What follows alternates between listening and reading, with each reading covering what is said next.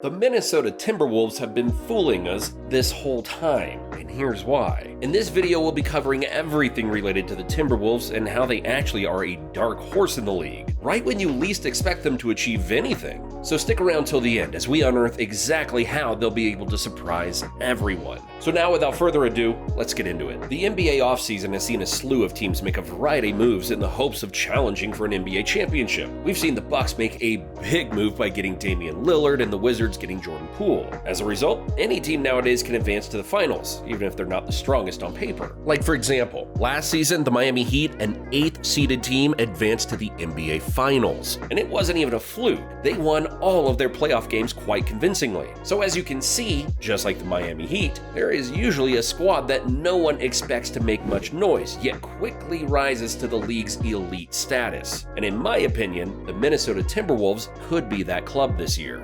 The Timberwolves? Yes, I know a lot of you might be confused hearing about them. They always have been a mid-table team. Heck, even the Sacramento Kings seem to be better than them nowadays. So this begs the question, why are the Timberwolves this year's dark horse candidate? Well, let me explain. A lot of us forget that there was a time when the Minnesota Timberwolves were at the top of their game. Since their early 2000 glory days, they've been mostly a mid-tier team. Sure, in recent days, they've tried to revive their glory days through excellent recruitment, but have been unsuccessful. However, the forthcoming season provides a ray of hope. The Timberwolves, led by a youthful sensation Anthony Edwards, are primed to be the NBA's most underestimated club. Let us go through their roster and decide exactly why they'll be surprising this year. First of all, we've got the Ant-Man, Anthony Edwards, the first overall pick a couple of years ago. He's so good, he's built a name for himself with his exceptional athleticism, aggressive scoring, and general basketball knowledge.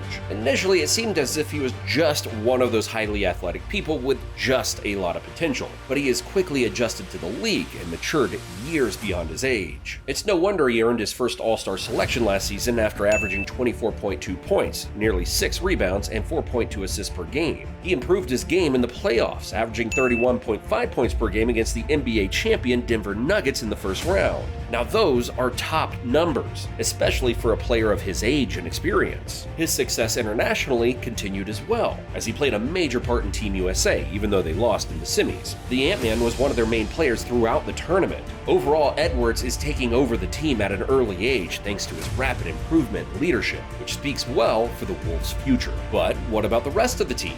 Sure, Ant-Man might be their main offensive threat, but they've got other key players too. I think a lot of you know about Karl-Anthony Towns, the Big Cat. He's their other offensive genius. Cat's distinct gameplay archetype is unusual for a big man. Looking at him, it might seem that he's just an ordinary center, but surprisingly, he's a nightly 25-10 performer in his heyday, shooting threes at a 40% clip and playing like an unstoppable force in the paint. Honestly, he might be even more crucial to the Wolves than Edwards. However, his defensive flaws have come to light.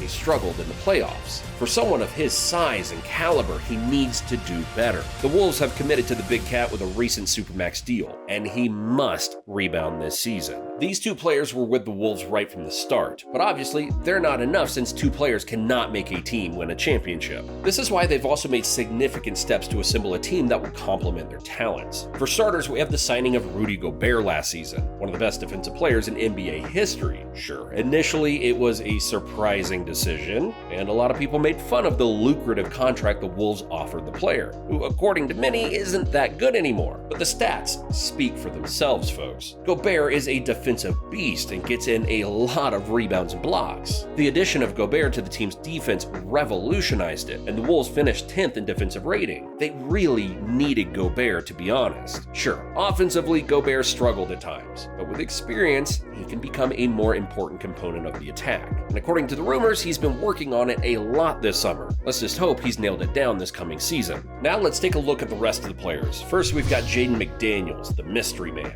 a developing 3-and-D player who rounds out the lineup. McDaniels built a reputation for himself on the defensive side of the ball and improved significantly on the attacking side. Mike Conley, who was acquired in the middle of the season, offers facilitating, shooting, defense, and leadership to the club. These two players have been quite underrated with players like Ant and Cat around them. Trust me, they also have the capability to win matches on their own. But that's not all, because then you have Naz Reid and Nickeil Alexander-Walker, two of the Wolves' talented young players on the bench. Kyle Anderson is the ideal glue person for the club, helping in a variety of ways. And a lot of you might not know these players, but trust me, they have a lot of potential, and they make sure that the Timberwolves have a bright future. And so as you can see, the Wolves have the potential to make a name for themselves in the Western Conference after a year of chemistry and playoff experience. Sure, a lot of you might argue that they haven't had any really high-end recruits like Damian Lillard to the Bucks, which has truly made them favorites to win the championship, but I would argue that the team that they have now is actually enough to win rings. Despite the uncertainties surrounding other Western teams, the Wolves could be a stealthy bet for a top 4 seed, with a chance to win more than 50 games. Yes, you heard that right. This may be the season when the Timberwolves pull it all together and surprise everyone. Sure, they might not win the championship with other monster teams around them, but they are surely going to surprise everyone with their game and wins throughout the regular season